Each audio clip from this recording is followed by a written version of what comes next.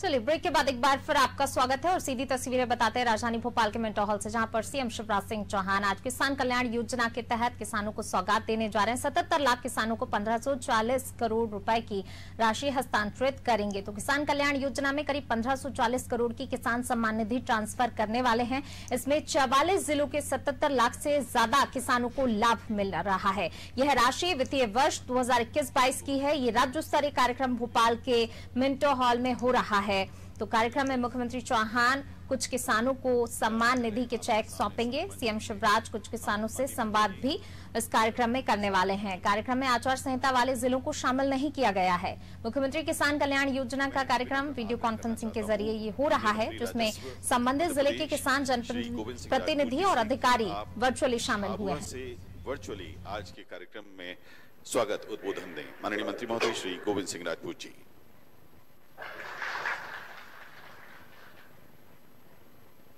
आज के इस किसान कल्याण योजना के अवसर पर विराजे मध्य प्रदेश शासन के मुख्यमंत्री परम आदरणीय शिवराज सिंह चौहान साहब, मंत्री भूपेंद्र सिंह जी, रामेश्वर शर्मा जी, हमारे झाबुआ में हमारे जिला अध्यक्ष महोदय लक्ष्मण सिंह जी, कलेक्टर साहब, जिले के पदाधिकारीगण और समस्त हमारे मध्य प्रदेश के किसान भाइयों और खास करके जहां मैं उपस्थित हूं झाबुआ के हमारे किसान भाइयों, आज कितना हर्ष मध्य प्रदेश के सारे किसानों को हो रहा है। किसानों की खुशहाली के लिए माननीय मुख्यमंत्री शिवराज सिंह चौहान जी किसान कल्याण योजना लाए। एक समय था जब चुनाव हम लोग लड़ रहे थे और उस समय माननीय मुख्यमंत्री जी ने घोषणा की थी कि किसानों के सम्मान में हमारे प्रधानमंत्री जी 6,000 रुपया देते हैं, तो मध्य प्रदेश के मुख्यमंत्री शिवराज सिंह चौहान भी किसानों के खाते में 4,000 रुपया डालेंगे। उस समय लोगों को विश्वास नहीं हो रहा था। कई किसानों को लोग भड़का रहे थे कि मुख्यमंत्री जी की चुनाव की घोषणा है, लेकिन आज मुझे खुशी है बताते हुए कि मुख्यमंत्री जी ने केवल पैसे नहीं डाले, बल्कि पहली किस्त में सितंबर 20 में 7.5 लाख किसानों के खातों में 150 करोड़ रुपया डाले। दूसरी किस्त में 5 लाख किसानों के खाते में 100 करोड़ रुपया डाले।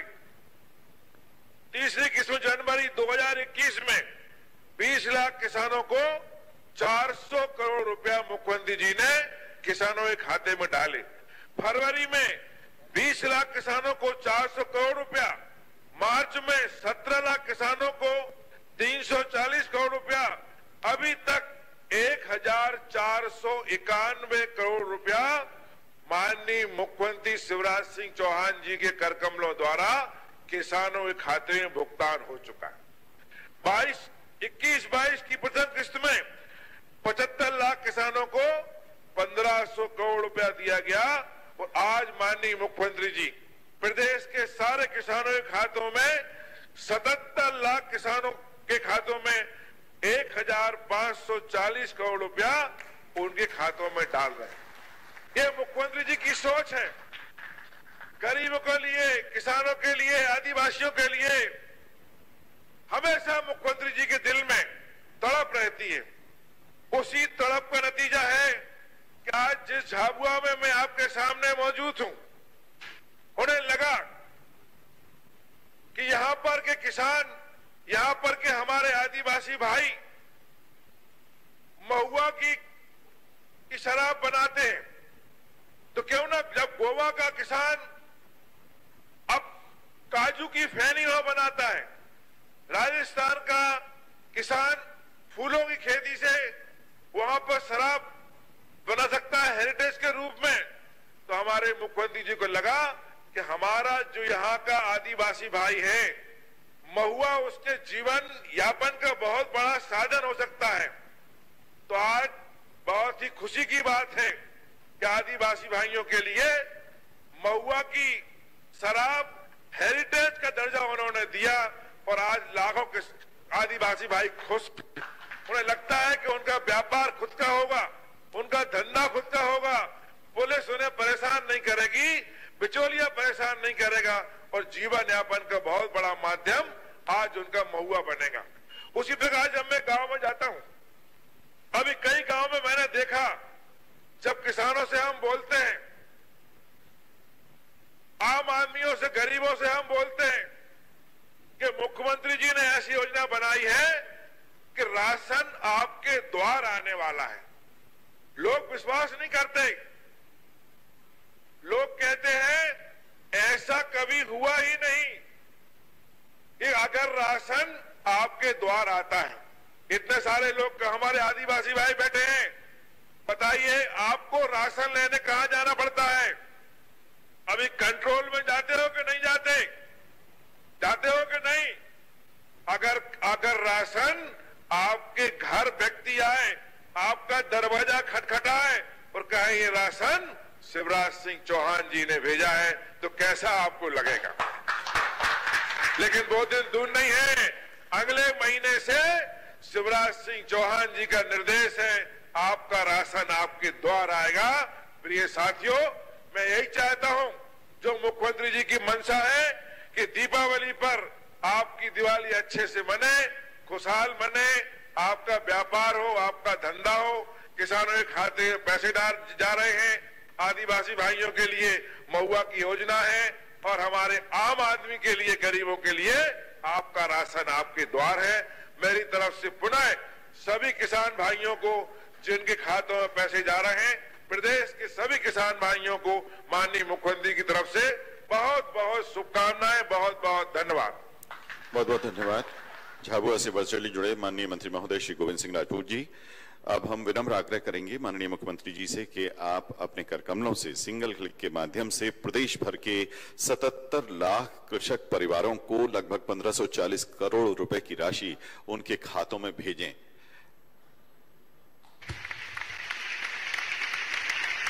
ये राशि किसान भाइयों बहनों के खाते में पहुंच गई।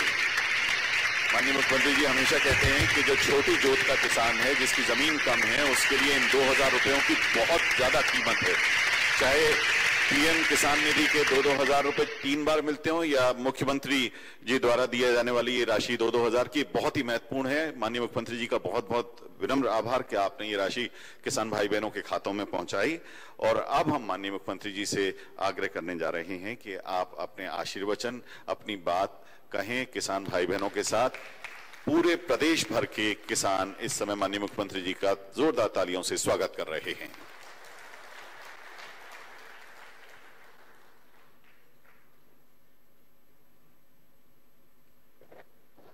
इस कार्यक्रम में मेरे साथ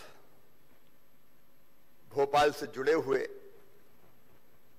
भोपाल के प्रभारी मंत्री और प्रदेश के वरिष्ठ मंत्री, नगरीय विकास मंत्री आदरणीय भूपेंद्र सिंह जी, हमारे जुझारू विधायक भाई रामेश्वर शर्मा जी, झाबुआ से अभी जिनको आप सुन रहे थे हमारे राजस्व मंत्री आदरणीय गोविंद सिंह राजपूत जी, हमारे कृषि मंत्री भाई कमल पटेल जी, अलग अलग स्थानों पर जुड़े हुए मेरे मंत्रिमंडल के सहयोगीगण, आदरणीय सांसदगण, विधायकगण, अधिकारी साथीगण, किसान बहनों और भाइयों, मैं दोनों हाथ जोड़ के आप सबको राम राम करता हूं, आप सबको प्रणाम करता हूं।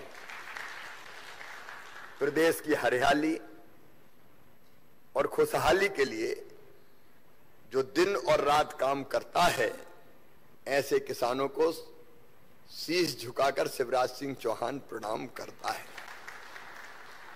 आपके कारण आज देश के अन्न के भंडार भरे हैं। एक जमाना था जब भारत को खाने के लिए भी गेहूं, मोटा लाल गेहूं अमेरिका से मंगवाना पड़ता था। वहां का रिजेक्टेड अन्न यहां आता था जिसको हमारे देश की जनता को खाना पड़ता था। लेकिन ये आपका परिश्रम है। आज हमारे पास गेहूं हो, धान हो, भंडार भरे पड़े हैं, रखने की जगह नहीं है। कई बार खुले में कैप लगा लगा के रखना पड़ रहा है। ये आपके पसीने के कारण हुआ है। भगवान के बाद अगर मेरे लिए कोई श्रद्धा का केंद्र है तो वो मेरा किसान है, अन्नदाता। हमारे यहां कहा गया कि अन्न ही ब्रह्म है और अन्न से ही तो जीवन है। अच्छा, बाकी चीजें तो कारखाने में बन जाए, लेकिन अन्न तो केवल किसान का पसीना ही बना सकता है। और इसलिए यह देश आपका ऋणी है। आप लोगों का पेट भरते हैं। अगर मैं ये कहूं कि सही अर्थों में आप अन्नदाता भी हैं और प्रदेश के भाग्य विधाता भी हैं, तो ये अतिशयोक्ति नहीं होगी। हमारे प्रधानमंत्री श्रीमान नरेंद्र मोदी जी वो लगातार किसानों के हित का चिंतन करते हैं। और मध्य प्रदेश में भी आप देखिए, आज का ये कार्यक्रम होने वाला था। हमारे कुछ मित्रों को तकलीफ हुई, उनने हमारी चुनाव आयोग में शिकायत की कि ये शिवराज सिंह चौहान किसानों के खाते में कैसे पैसा डाल रहा है, इसको रोको। मैं कांग्रेस के मित्रों से कहना चाहता हूं, अरे देने वाला दे रहा है, लेने वाला ले रहा है, तुम्हें क्यों तकलीफ हो रही है भाई? अब तुमने तो कुछ दिया नहीं। अरे ये ऑनगोइंग स्कीम है, कोई नई योजना तो नहीं है। ये पैसा हम पुराने समय से डाल रहे हैं। जैसा भी गोविंद राजपूत जी ने बताया कि हमने योजना बनाई। देखो, छोटे छोटे किसान हमारे, 1 एकड़ वाला, आधा एकड़ वाला, 2 एकड़ वाला, कई बार इतना सरप्लस पैदा नहीं होता है कि वो समर्थन मूल्य पे भी बेच पाए। ऐसे किसान भी जिनके यहां घर पूर्ता ही पैदा होता है, बहुत ज्यादा बेच ही नहीं पाते। तो आप बताओ, ऐसे किसान को भी सरकार की योजनाओं का लाभ मिलना चाहिए कि नहीं मिलना चाहिए? मिलना चाहिए कि नहीं? मिलना चाहिए।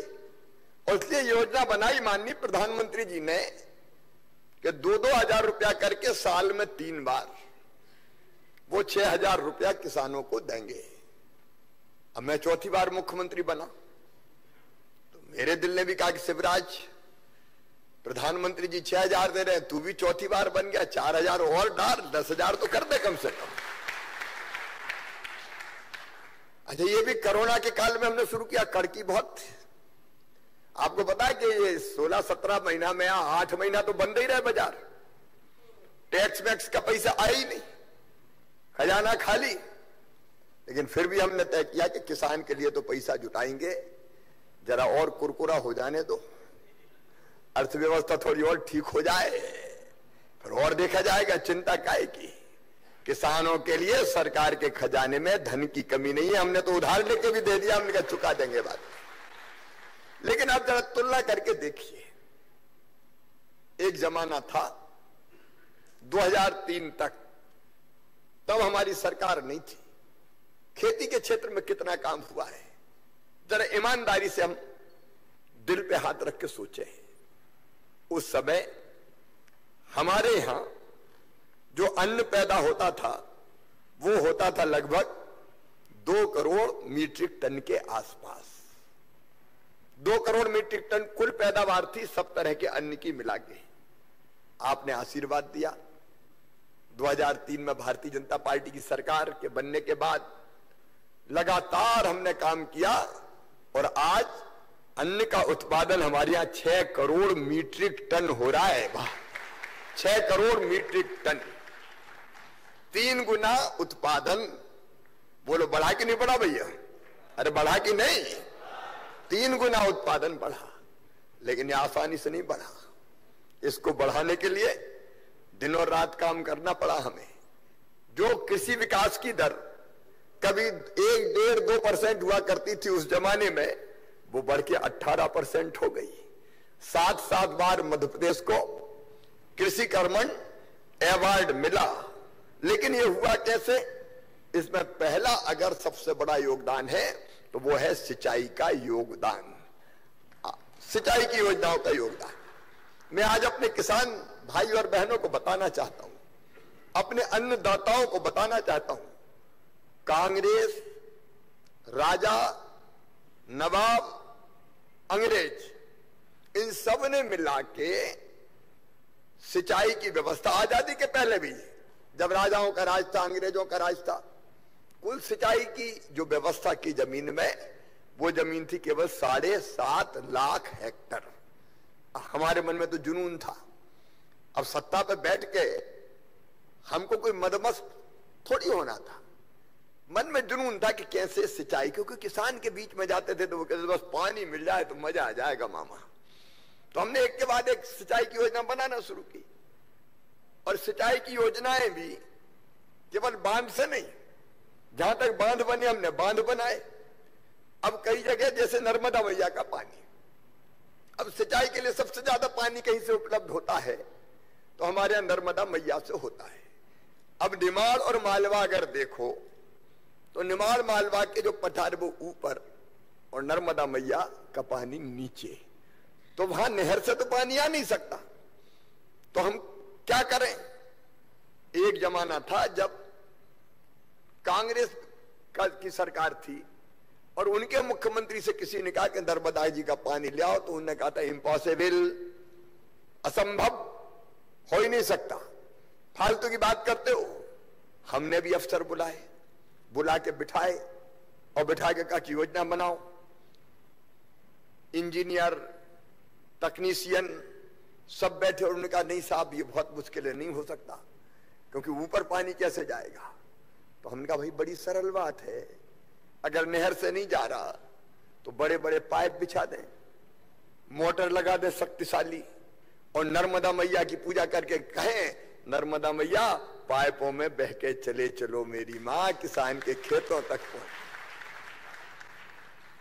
और इसलिए योजना बनी कि पाइप के जरिए नर्मदा मैया का पानी लाए। और इसलिए आप देख रहे हैं हमने नर्मदा मैया को क्षिप्रा मैया से जोड़ा पाइप के जरिए, नर्मदा मैया को गंभीर से जोड़ा पाइप के जरिए, काली सिंध से जोड़ रहे हैं पाइप के जरिए, गंभीर से जो आपके पार्वती से जोड़ रहे हैं पाइप के जरिए, और जगह जगह हमने सिंचाई की योजनाओं का जाल बिछा के सिंचाई की क्षमता कर दी 42 lakh hectare. 42 lakh hectare, 7.5 lakh hectare राजा, नवाब, कांग्रेस, अंग्रेज सबकी, और अकेले उससे बढ़ा के 42 लाख हेक्टर की भारतीय जनता पार्टी की सरकार ने। लेकिन अभी हम चुप नहीं बैठने वाले। अभी तो बरगी का पानी टनल के जरिए सतना जिले में जाए, नागौदरा गांव में जाए, उसका अभियान लगातार जारी है। टनल पे लगातार काम चल रहा है। अभी हाल में ही मैंने झिरनिया की लिफ्ट इरिगेशन की, माइक्रो लिफ्ट इरिगेशन की योजना को स्वीकृति दी है, जिससे 86 गांव के 39,520 हेक्टर जमीन में सिंचाई होगी। देवास जिले की 5,146 करोड़ रुपए की लागत की हाट पीपलिया माइक्रो उद्वहन सिंचाई योजना स्वीकृत की है। सारे गांव पानी से भाभी जोड़ने का हमने काम किया है। हमने एक नहीं, ऐसी अनेकों सिंचाई योजना पे, जिसमें खंडवा लिफ्ट इरिगेशन की योजना भी है। कुछ गांव छूट रहे थे तो वो सारे गांव भी जोड़ने की प्रक्रिया प्रारंभ की है। मैं मध्य प्रदेश के सभी किसान भाइयों को यह विश्वास दिलाना चाहता हूं, जहां जहां पानी होगा मैं रोकूंगा और उसका मुख किसान के खेतों की तरफ मोड़ के एक एक इंच जमीन में कैसे सिंचाई की व्यवस्था हो इसका प्रबंध करूंगा, इसका इंतजाम करूंगा। क्योंकि मैं जानता हूं बिना पानी के खेती नहीं होती, कितनी तकलीफ होती है। सूखे खेत में बोनी करने के बाद हम देखते हैं फसल कैसी आती है, इसलिए सिंचाई की तवस है हमारे दिल में। इसलिए हम लगातार प्रयास कर रहे हैं कि अधिकतम सिंचाई का रकबा हम पूरे मध्य प्रदेश की धरती पर बढ़ाएं। चेक डैम, स्टाप डैम, बोरी बंधान, कल मैं टीकमगढ़ निवाड़ी जिलों में था, चंदेलकालीन तालाब, उनको जोड़ने की योजना बन जाए। हरपुरा नहर की बात हो रही थी, अगर उसके माध्यम से तालाबों में पानी आ जाए तो तालाब जिंदा हो जाएंगे। जहां जैसे पानी की व्यवस्था हो सकती है वैसे पानी की व्यवस्था करेंगे, लेकिन ये तब होता है जब दिल में तड़फ होती है किसान की जिंदगी बदलने की। मैं एक एक मिनट का इसमें उपयोग करूंगा और हमारा लक्ष्य 65 लाख हेक्टेयर जमीन में 2025 तक सिंचाई की व्यवस्था करना। 65 लाख हेक्टेयर जमीन में, उसके लिए हम निरंतर काम कर रहे हैं और इसीलिए तो अन्न के भंडार भर रहे हैं। एक जमाना था जब बिजली आती कम थी, जाती ज्यादा थी, आपको पता है। आज मैं आपसे कहना चाहता हूं, कपिलधारा के कुएं हमने खोदे, आदिवासी क्षेत्रों में झाबुआ, अलीराजपुर 3 लाख से ज्यादा कुआं खोदे। न केवल कुआं खोदे, उनका पानी किसान के खेतों में कैसे पहुंचे इसका इंतजाम किया। बिजली का संकट आज पूरी दुनिया में है। मैं आपसे निवेदन करना चाहता हूं, कोयला लगातार महंगा होता जा रहा है, बिजली की खपत बढ़ती जा रही है और बिजली की बढ़ती खपत के बावजूद, कोयला महंगा होने के बावजूद हमने तय किया किसान को सस्ती बिजली हम देंगे। और इसलिए आज किसान भाइयों को मैं बताना चाहता हूं 21,000 करोड़ रुपए की सब्सिडी हम बिजली के लिए दे रहे हैं। 21,000 करोड़। मेरे किसान भाइयों जरा ध्यान से सुनना, ये सस्ती बिजली जो हमें मिलती है इसके लिए सरकार को अपने खजाने से 21,000 करोड़ रुपया बिजली कंपनियों को कोयले के लिए और बाकी सब चीजों के लिए भुगतान करना पड़ता है, तब ये सस्ती बिजली आती है। लेकिन ये सस्ती बिजली जारी रहे, ये हमारी कोशिश, निरंतर हमारी कोशिश चलती रहेगी। एक जमाना था जब केवल 5,000 मेगावाट की उपलब्धता थी, आज 22,000 मेगावाट बिजली उपलब्ध करा रहे हैं। लगातार नए नए कनेक्शन होते जा रहे हैं तो बिजली की खपत बढ़ती जा रही है। एक समय था जब हमने बिजली कंपनियों को जो अनुदान था वो अनुदान नाम मात्र का हुआ करता था, अब 4 गुने से ज्यादा ये बढ़ा है। मैं केवल एक निवेदन करना चाहता हूं कि कोयले का संकट अब पूरी दुनिया में आ रहा है, इसलिए हम नए तरीके से भी सोच रहे हैं कि कोयले से जितनी बिजली बने बनाएंगे हम, पानी से जितनी बने बनाएंगे। हालांकि इस बार इंदिरा सागर खाली रह गया, इसलिए पानी की बिजली कम बनेगी। मैं अपने किसान भाइयों को आश्वस्त करना चाहता हूं कि बढ़ती कीमतों और बढ़ती लागत के बावजूद भी मैं बिजली की कमी नहीं आने दूंगा। सिंचाई के लिए सरकार नहीं आने देगी। हम दिनों रात उसके लिए काम कर रहे हैं। बीच में हमारे कुछ मित्रों ने हल्ला मचा दिया, कोयला नहीं है, फलाना नहीं है, ढिमका नहीं है। हमने जैसे भी बन पड़ा प्रधानमंत्री जी से बात करके कोयले की उपलब्धता सुनिश्चित की। लेकिन एक बात मैं आपके साथ शेयर करना चाहता हूं। एक तो कोयले से बिजली बनती है, फिर पानी से बिजली बनती है, लेकिन बिजली बनाने के एक स्रोत और है सबसे बड़ा, वो है सूरज भगवान। सूर्य देवता 300 दिन मध्य प्रदेश की धरती पर चमकते हैं और सूरज की बिजली के लिए कोयला भी नहीं लाना पड़ता, पानी भी नहीं लानी पड़ती, सोलर पैनल बिछानी पड़ती है। और इसलिए मध्य प्रदेश में सोलर पावर प्लांट लगाने की हमने तैयारियां कई जगह शुरू की है। कुछ लग गए, कुछ लगने वाले। जैसे ओमकारेश्वर डैम बनाए तो डैम के ऊपर ही सोलर पैनल बिछा देंगे हम। उससे क्या फायदा होगा? एक तो पानी भाप बन के कम उड़ेगा तो सिंचाई के लिए ज्यादा मिलेगा। दूसरे, जमीन नहीं जाएगी, पानी पे ही बिछा दो प्लेटें। देखिए ना आपने सोलर पैनल जो रहती है लगा देते हैं ऐसी, तो पता चला कि जमीन गई नहीं, पानी पे बिछाई और सूरज ने बिजली दे दी हमें, तो वो बिजली हमने ग्रिड में पहुंचा दी। आम के आम और गुठलियों के दाम। तो तरकीब निकालनी पड़ती है। लेकिन तीसरी चीज मैं आप किसानों को भी कह रहा हूं, मेरे किसान भाइयों, अगर आप चाहो कोई तो अपने खेत में भी सोलर पैनल बना के अपने लायक बिजली आप बना सकते हो। उस योजना पे कुसुम सी पे हम लोग काम कर रहे हैं, जिसमें छोटे स्तर पर सोलर प्लांट लगा के हम अपनी भी बिजली बनाए, अपने लिए भी बिजली बनाए और जरूरत पड़े तो उस बिजली को ग्रिड में दे के बेच भी दें।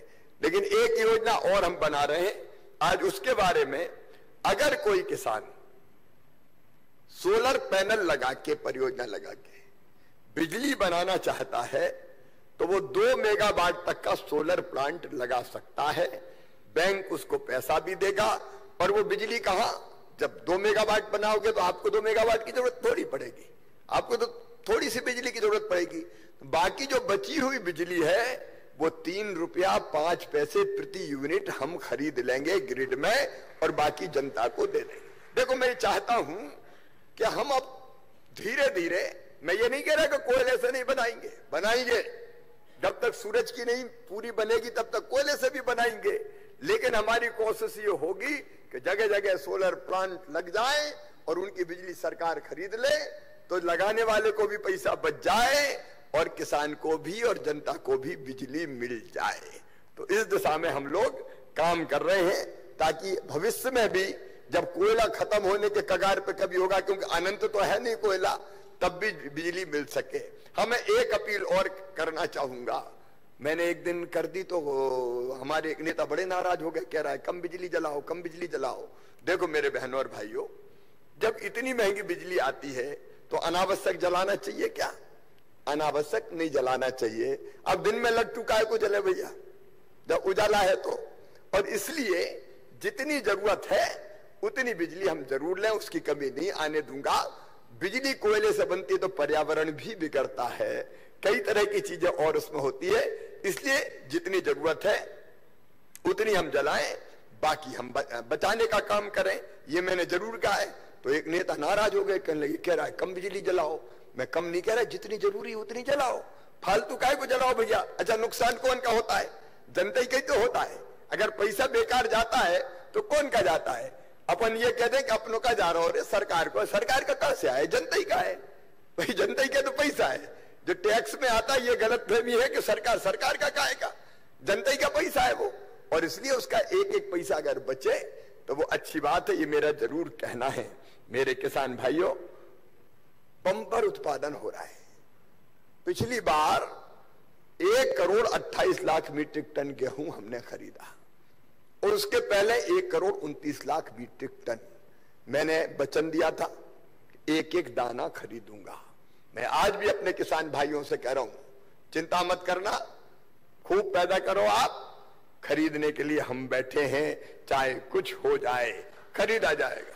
अब ये बात सही है क्या रखने की जगह नहीं है, अन्न के भंडार भरे, लेकिन एक तरकीब और निकाल रहे हैं हम, एक नई इथेनॉल पॉलिसी ला रहे हैं। अभी जो मोटर में, मोटरसाइकिल में, 4 पहिया वाहन में पेट्रोल डीजल अपने हाथ बनता नहीं, बहुत थोड़ा बनता है, विदेशों से मंगाना पड़ता है, और विदेशों में लगातार उसकी कीमतें बढ़ती जा रही, लगातार कीमतें बढ़ती जा रही।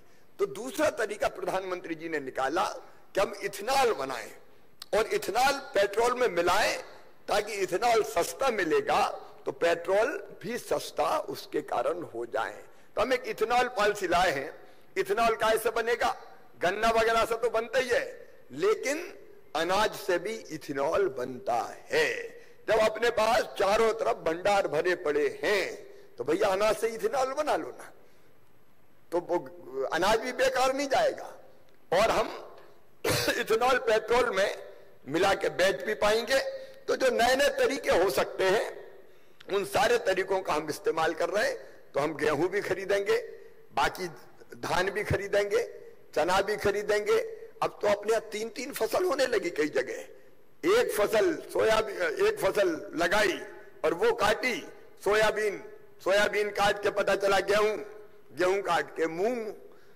अब 3-3 फसल भी होने लगी। इस बार मूंग की भी बम्पर पैदावार हो गई। अच्छा, हमने सोचा कि मूंग तो खरीदने की जरूरत नहीं है, लेकिन पता चला मूंग के रेट गिर गए, 5,000 के आसपास आ गए। तब फिर हमने तय किया कि यार ये तो किसान को बहुत घाटा हो रहा है, तो मूंग भी खरीदनी चाहिए। तो हमने 4 लाख मीट्रिक टन के आसपास मूंग भी खरीदी, और खरीदी हमने 7,100 रुपया कुंटल, और क्रेट हो गए 5,966 करोड़ रुपया ज्यादा किसानों के खाते में केवल मूंग खरीद के सरकार ने डाला, ताकि किसान को घाटा ना हो। हर पल हमारा ध्यान इसी में रहता है कि कैसे किसान को ठीक दाम दे पाए। ये सरकार की प्रतिबद्धता है, ये प्रधानमंत्री जी की भी प्रतिबद्धता है, जो लगातार ये कोशिश करते हैं कि किसान की खेती फायदे का धंधा बने। फसलों को नुकसान होता है। मैं कांग्रेस के जमाने में पूछना चाहता हूं, कभी राहत की राशि इतनी मिलती थी? जब एक बार बीच में और थोड़े समय के लिए कांग्रेस की सरकार आई थी, राहत की राशि का पैसे ही नहीं दिया था, और न केवल राहत की राशि, फसल बीमा योजना का भी ढंग से पैसा नहीं दिया था। 2200 करोड़ रुपया जो प्रीमियम की राशि किसानों की तरफ से जमा करनी थी बीमा कंपनियों को, वो तत्कालीन सरकार ने जमा नहीं की थी, इसलिए 3100 करोड़ रुपया किसान को फसल बीमा योजना का नहीं मिल रहा था। हमने कोरोना के भी संकट के काल में 2200 करोड़ रुपया डाल के और किसानों के खाते में 3100 करोड़ रुपया पहुंचाया। और इन 16 महीनों में अगर आप देखेंगे तो 9000 करोड़ रुपया से भी ज्यादा हमने किसानों के खाते में फसल बीमा योजना का पहुंचाया है, 9000 करोड़।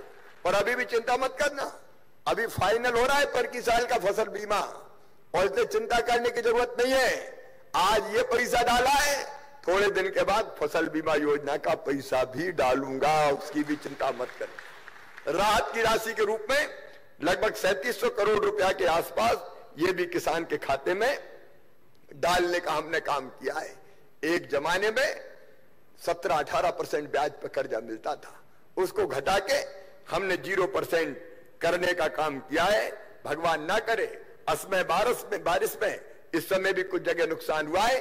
मैं किसान भाई बहनों से कहना चाहता हूं, चिंता ना करें, सर्वे होगा और जहां नुकसान हुआ है वह नुकसान की भरपाई मामा करेगा, भारतीय जनता पार्टी की सरकार करेगी। आपको चिंता करने की जरूरत नहीं है। हमने एक नहीं ऐसी कई योजनाएं बनाई है। मैं इतना जरूर और कहना चाहता हूं कि हम कई तरह की योजनाएं और बना रहे हैं। एक है खेती के विविधीकरण का, अनेकों तरह की नई खेती अगर हम करेंगे तो किसान का लाभ भी बढ़ेगा, और जो जिन फसलों का बहुत उत्पादन हो रहा है उसके कारण भी कई बार कीमत कम होने की समस्या होती है, तो उससे भी हम निजात पा पाएंगे। और कृषि का विविधीकरण का मतलब फूलों की खेती, फलों की खेती, सब्जियों की खेती, औषधि खेती, शहद की खेती, अब चंदन की लकड़ी की खेती, बांस की खेती, ये अलग अलग सेक्टर है कि हम वो खेती अगर करते हैं तो उसमें ज्यादा फायदा होता है, उसमें भी हम किसान को पूरा सहयोग करेंगे। फिर किसान जो अलग अलग चीजें पैदा कर रहा है, औषधि खेती जैसी होती है, तो उसकी प्रोसेसिंग करके कैसे किसान के खाते में ज्यादा पैसा जाए, उसकी ठीक कीमत मिल जाए, इसका प्रयास भी हम निरंतर करेंगे। मेरी अपील है हाथ जोड़ के, मैं ये नहीं कह रहा कि नहीं करें, लेकिन केवल गेहूं, केवल धान अगर हम ये बोएंगे तो सीमा से ज्यादा उत्पादन के बाद दिक्कतें होती है, और इसलिए जो दूसरे विकल्प है उनको भी हमको अपनाने की कोशिश करनी चाहिए। सरकार आपके साथ है, शिवराज आपके साथ है, हम नए नए प्रयोग करके कैसे किसानों को ज्यादा पैसा मिलता रहे। एक बात और मेरी प्रधानमंत्री जी से चर्चा हुई कि हम अपना जो उत्पादन होता है उसको विदेशों में कैसे भेजें, उसको एक्सपोर्ट कैसे करें, क्योंकि एक्सपोर्ट क्वालिटी का अगर हम पैदा करेंगे तो हमको रेट अच्छे मिलेंगे। अभी मुझे बताते हुए खुशी, अपना चिनौर धान उसको जीआई टैग मिल गया, मध्य प्रदेश बासमती की लड़ाई लड़ रहा है, उसमें भी एक बड़ी सफलता मिली है। तो हम अपने उत्पाद को, एक जिला एक उत्पाद योजना भी हमने बनाई है, अलग अलग जिलों का अलग अलग उत्पाद तय किया है, कहीं हल्दी, कहीं अदरक, कहीं गन्ना, कहीं केला, अलग अलग तरह की चीजें, और उसको हम कैसे विदेशों में बेचें, इसकी भी हम कोशिश कर रहे हैं। किसानों के जो एफपीओज बने हैं, किसान उत्पादक संगठन, वो भी बड़ा महत्वपूर्ण काम कर रहे हैं, तो उनके साथ मिलकर भी हम कई तरह के प्रयोग ऐसे करेंगे जिससे खेती और फायदे का धंधा बने। एक निवेदन मैं और करना चाहता हूं खाद के बारे में, आप चिंता मत करना, दिन और रात हम लगे हैं। देखिए खाद डीएपी जो आता है हमारे यहां नहीं बनता, बाहर से इंपोर्ट किया जाता है। प्रधानमंत्री जी को मैं हृदय से धन्यवाद देना चाहता हूं। 1200 की बोरी की कीमत विदेशी कंपनियों ने 2400 रुपया कर दी, तो अभी प्रधानमंत्री नरेंद्र मोदी जी ने तय किया किसानों को 1200 में ही देंगे, बाकी सरकार अपने खाते से भरेगी। लेकिन विदेशों से भी आने में कई बार थोड़ा टाइम लगता है, और इसलिए ऐसा लगता है कि जैसे खाद की कमी हो गई हो। डीएपी की उपलब्धता के लिए लगातार हम सरकार के, भारत सरकार के संपर्क में, भाषा सहयोग मिल रहा है। अब कई बार जो शिप आते हैं वो आने जाने में देर होती है, इसलिए थोड़ा बहुत व्यवधान पैदा होता है, लेकिन हमारी निरंतर कोशिश है कि हम खाद की आपूर्ति सुनिश्चित करें। एक और वैज्ञानिकों ने कहा है, अकेला मैं नहीं कर रहा, वैज्ञानिकों ने यह बताया है कि डीएपी के विकल्प के रूप में एनपीके का भी हम उपयोग कर सकते हैं। तो जहां विकल्प अपनाने की जरूरत हो वहां एनपीके का विकल्प भी अपनाया जा सकता है। लेकिन मैं आपको आश्वस्त करता हूं, लगातार जैसे कोरोना के टाइम हमने मॉनिटरिंग की थी ना टैंकर की, ऑक्सीजन कैसे पहुंच जाए, दिनों रात जग के मॉनिटरिंग करते थे, वैसे ही खाद की भी पूरी मॉनिटरिंग कर रहे हैं। और किसी ने ब्लैक करने की कोशिश की, गड़बड़ करने की कोशिश की, तो उसको किसी भी कीमत पर नहीं छोड़ेंगे, सीधे जेल पहुंचाने का काम करेंगे। मेरी आप सब किसान भाइयों से यही निवेदन है कि आप धैर्य रखें।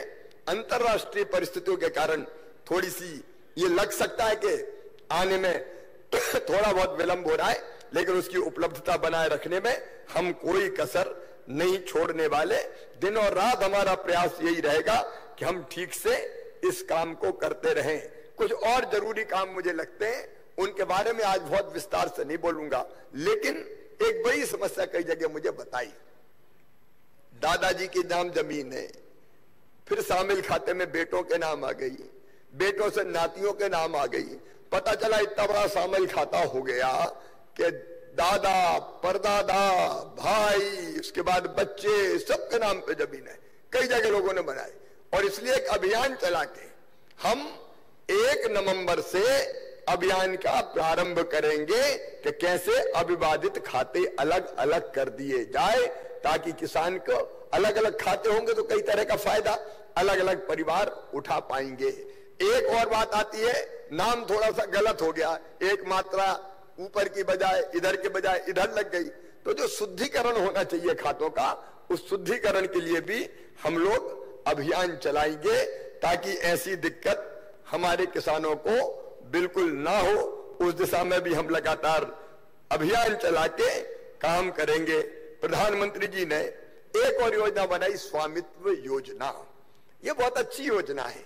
गांव में हम किसान रहते हैं, हमारी जमीन का कोई हमारे पास अधिकार पत्र ही नहीं है, और इसलिए उस जमीन पे हम कर्जा नहीं ले सकते, लोन नहीं उठा सकते, बाकी फायदा हमको नहीं मिल सकता। लेकिन अब स्वामित्व योजना के कारण गांव में जो घर बने हैं, उन घरों का भी अधिकार पत्र, स्वामित्व आपको दिया जा रहा है। हरदा जिले में सबको दे दिया, बाकी कई जिलों में तेजी से काम चल रहा है, ताकि उस जमीन का भी उपयोग हमारे पास हो। और नहीं तो कोई कागज ही हमारे पास नहीं होता, जब तक कागज नहीं तो वो हमारी जमीन कैसे। इसलिए उस दिशा में भी हम लोग काम कर रहे हैं। मेरे किसान भाइयों, एक नहीं अनेकों और कल्याणकारी योजनाएं हमारे दिमाग में है। कई तरह के सुधार हमने पहले भी करने का प्रयास किया है। आज मैं आपको आश्वस्त करता हूं कुछ चीजें। एक, गांव का सर्वांगीण विकास, संकट के बावजूद भी गांव में सड़कें, गांव में सबसे बड़ी उपलब्धि इस समय जिस योजना पे काम चल रहा है, उसका मैं जरूर जिक्र करना चाहूंगा। वो योजना है हमारी जल जीवन मिशन। हर गांव में अब हैंडपंप से पानी नहीं पिलाएंगे, अभियान चल रहा है। पाइपलाइन बिछा के अगर बांध का पानी, नदियों का पानी खींच के लाया जा सकता है, तो उसको शुद्ध करके, फिल्टर करके, साफ करके, पाइपलाइन बिछा के, और घरों में भी टोटी वाला नल लगा के हम पीने के पानी की व्यवस्था करेंगे, ताकि टोटी खोलें तो झरझर पानी आ जाए, गुंड गगरा और बर्तन भर जाए, हैंडपंप और कुएं पर निर्भर ना रहना पड़े। ये अभियान चल रहा है। लगभग 15,000 करोड़ रुपया इस अभियान में हम खर्च कर रहे हैं। कई जगह ये काम हमारा चल रहा है। इससे भी हमारी जिंदगी बदलेगी। संबल योजना जो बंद हो गई थी, वो हमने फिर से चालू कर दी है। किसान बेटा बेटियों को ही मैं ये कहना चाहता हूं, मेहनत और ईमानदारी से पढ़ाई करो। हमने तय किया है कि जिन बच्चों में प्रतिभा और क्षमता है लेकिन पास पैसा नहीं है, अगर मेडिकल कॉलेज में एडमिशन हो गया और प्राइवेट मेडिकल कॉलेज में 8 लाख रुपया खर्चा होंगे, तो गरीब किसान भी कहां से लाएगा जिसके पास पैसे नहीं है। तो हमने फिर ये योजना जो कांग्रेस की सरकार में बंद हो गई थी चालू कर दी है कि उन बच्चों की भी फीस मामा भरवाएगा, मम्मी पापा नहीं भरवाएंगे। ऐसी कई योजनाओं को हमने फिर से चालू करने का फैसला किया है। हमारा अभियान उत्पादन की लागत कम करना, उत्पादन बढ़ाना, उत्पादन के ठीक दाम देना, और नुकसान हो जाए तो उसकी भरपाई करना, ये लगातार जारी रहेगा। मैं आज आप सबको बहुत बहुत बधाई देता हूं। शुभकामनाएं देता हूं कि एक बार फिर आपके खाते में पैसा आया है। अब 5 बार ये पैसा खाते में आता है। 3 बार प्रधानमंत्री जी 2-2 हजार रुपया करके डालते हैं, 2 बार मामा 2-2 हजार रुपया करके डालता है। आपको ध्यान होगा अप्रैल के महीने में मैंने डाला था पैसा, अप्रैल के बाद अब अक्टूबर के महीने में डाला, फिर अप्रैल के महीने में डालेंगे, ताकि एक रेगुलर चक्र बन जाए। कभी उनके 2 हजार आ जाए, कभी इधर के 2 हजार आ जाए, और संकट के समय किसान का काम चलता जाए, गाड़ी आगे बढ़ती जाए, कर्जा ना लेना पड़े और छोटी छोटी चीजों के लिए परेशान ना होना पड़े। आज 1540 करोड़ रुपया 77 लाख से ज्यादा किसान भाइयों के खाते में आया है। मैं उन सबको बधाई देता हूं और फिर कहता हूं, आप तो निर्भय होकर खेती करो। संकट आते हैं, परेशानियां आती है, कहीं तो मैं आपको पता ही नहीं चलने देता, अपने सिर पे ही झेल लेता हूं। कोयला कैसे मंगाना है, बाकी इंतजाम कैसे करना है, बिजली के रेट बढ़ गए, पैसा बढ़ गए, पैसा कहां से लाना है, तो रोज झिक करता हूं कि बजट में से इतना पैसा निकाल के बिजली के लिए डालना है, इतना पैसा निकाल के फलानी चीज के लिए डालना है। तो कई चीजें आपको पता ही नहीं चलने देता मैं, क्योंकि मैं हुई इसलिए कि आपकी जिंदगी बदल के आपकी जिंदगी में खुशहाली लाऊं, बच्चों की जिंदगी में बेहतरी लाऊं, माताओं बहनों की जिंदगी में प्रसन्नता के क्षण लाऊं। मैं मुख्यमंत्री हूं तो इसलिए कि आपकी जिंदगी बदल के मेरी जिंदगी सार्थक कर लूं। बहनों और भाइयों, मेरी जिंदगी सार्थक कर लूं, उस दिशा में लगातार हम काम करते रहेंगे। हमारे कृषि उत्पाद को फूड प्रोसेसिंग के माध्यम से और कैसे बेहतर चीजें बना के बेच सकते हैं, उसका अभियान भी हमारा जारी रहेगा। आज तो आप सबको बहुत बहुत शुभकामनाएं दे रहा हूं। राशि आपके खाते में आई है, खरीदी की तैयारी हमने फिर शुरू कर दी है। धान की खरीदी की तैयारियों में लगे, रखने की जगह नहीं है तो कैप में रखेंगे, लेकिन आपका धान भी खरीदेंगे, गेहूं भी खरीदेंगे, बाकी दिक्कतों का भी समाधान करेंगे, बिजली से लेकर बाकी चीजों का भी इंतजाम करेंगे, खाद की समस्या का भी समाधान करेंगे, और आपकी विकास की गाड़ी आगे बढ़ती रहे, इसमें हमेशा कदम से कदम और कंधे से कंधा मिला के ये मामा काम करेगा। भारतीय जनता पार्टी की सरकार काम करेगी। आप सबको दोनों हाथ जोड़ के एक बार फिर से राम राम करता हूं, प्रणाम करता हूं। एक बार मेरे साथ बोलिए, भारत माता की, भारत माता की। बहुत बहुत धन्यवाद, प्रणाम, नमस्कार। बहुत बहुत धन्यवाद माननीय मुख्यमंत्री जी। किसान ही नहीं, प्रत्येक नागरिक के जीवन को बेहतर बनाने के निरंतर प्रकल्प का नाम है माननीय मुख्यमंत्री जी का होना। अब माननीय मुख्यमंत्री जी से विनम्र आग्रह है कि आप चुने हुए हितग्राहियों को प्रतीकात्मक रूप से चेक प्रदान कर किसान कल्याण की राशि प्रदान करें। इस क्रम में सबसे पहले आमंत्रित करने जा रहे हैं हम श्री नंद किशोर परमार जी को। पिता श्री जुझार सिंह परमार जी, आप ग्राम पचामा, जिला सीहोर से हैं। आदरणीय श्री नंद किशोर परमार जी मंच पर आ रहे हैं। माननीय मुख्यमंत्री जी अब उन्हें अपने कर कमलों से मुख्यमंत्री किसान कल्याण योजना के तहत 2000 रुपए की राशि का चेक प्रदान कर रहे हैं। श्री नंद किशोर परमार जी इस समय मंच पर हैं और मंच पर अब आ रही हैं श्रीमती सावित्री बाई। पति श्री कमोद सिंह रघुवंशी जी, आप ग्राम खेरवाहाट, ग्रामीण तहसील विदिशा से हैं। आदरणीय श्रीमती सावित्री बाई भी इस समय मंच पर माननीय मुख्यमंत्री जी की ओर 2000 रुपए की किसान कल्याण योजना की राशि का चेक माननीय मुख्यमंत्री जी आदरणीय श्रीमती सावित्री बाई जी को प्रदान कर रहे हैं। आदरणीय श्रीमती सावित्री बाई जी के बाद श्री मचल सिंह जी, पिता श्री परसराम मीणा, ग्राम रतनपुर बुद्धा, जिला रायसेन से। आदरणीय श्री मचल सिंह जी माननीय मुख्यमंत्री जी के समक्ष। माननीय मुख्यमंत्री जी, मुख्यमंत्री किसान कल्याण योजना की राशि का चेक श्री मचल सिंह जी को देते हुए श्री धर्मेंद्र मैथिल जी, पिता श्री हरि प्रसाद मैथिल, ग्राम बरखेड़ी अब्दुल्ला, तहसील हुजूर भोपाल से।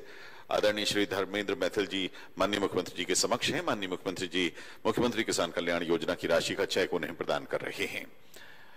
इसके बाद श्री हरि सिंह जी, पिता श्री मदन लाल जी, ग्राम शोभापुर जहेज, तहसील कोलार, जिला भोपाल से। आप देख रहे हैं कि हुजूर के विधायक माननीय श्री रामेश्वर शर्मा जी भी यहां मौजूद हैं। श्री हरि सिंह जी ने यह चेक प्राप्त किया और इसके बाद श्रीमती द्रौपदी सैनी, पति ललिता प्रसाद सैनी जी, ग्राम ईंट खेड़ी सड़क, तहसील हुजूर। आदरणीय श्रीमती द्रौपदी सैनी जी, ग्राम ईंट खेड़ी सड़क, तहसील हुजूर। द्रौपदी जी के बाद श्री अंकित लोधी जी, पिता श्री बबलू सिंह, ग्राम अमरावत कलां, तहसील कोलार। और इस क्रम में अंत में श्री सीताराम नरवरिया जी, पिता श्री अमरचंद नरवरिया जी, आप ग्राम सेवनिया ओंकार, तहसील हुजूर से हैं। आदरणीय श्री सीताराम नरवरिया जी माननीय मुख्यमंत्री जी के समक्ष इस समय आ रहे हैं। माननीय मुख्यमंत्री जी मुख्यमंत्री किसान कल्याण योजना की राशि का चेक आदरणीय श्री सीताराम नरवरिया जी को प्रदान कर रहे हैं। बहुत बहुत धन्यवाद माननीय मुख्यमंत्री जी, बहुत बहुत धन्यवाद माननीय मंत्री महोदय श्री भूपेन्द्र सिंह जी और माननीय विधायक महोदय श्री रामेश्वर शर्मा जी। अब विनम्र आग्रह सचिव राजस्व श्री ज्ञानेश्वर बी पाटिल जी से कि आप धन्यवाद के 2 शब्द यहाँ कहें।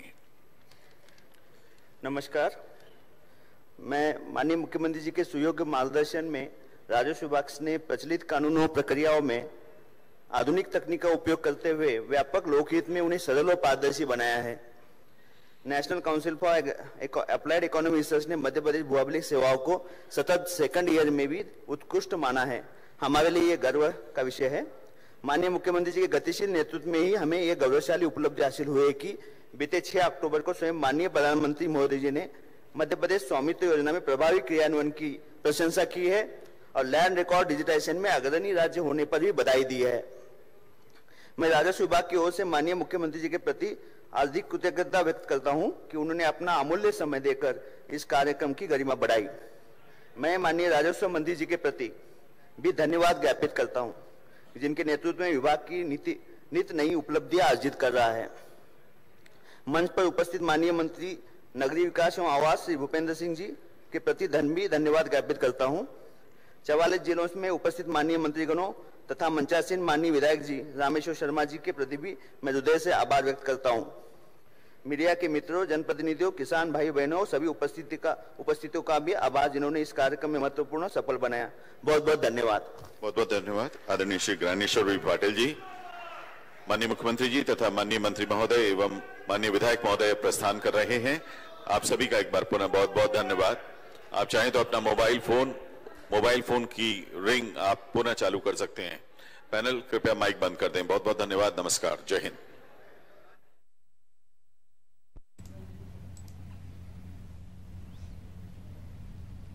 तो राजधानी भोपाल के मिंटो हॉल से ये तस्वीरें आपको बता रहे थे, जहां पर सीएम शिवराज सिंह चौहान ने किसान कल्याण योजना के तहत किसानों को राशि हस्तांतरित की, राशि का भुगतान किया। इससे प्रदेश के 77 लाख किसानों को फायदा पहुंचा है। प्रदेश के 77 लाख किसानों को आज किसान कल्याण योजना के तहत राशि का हस्तांतरण किया गया।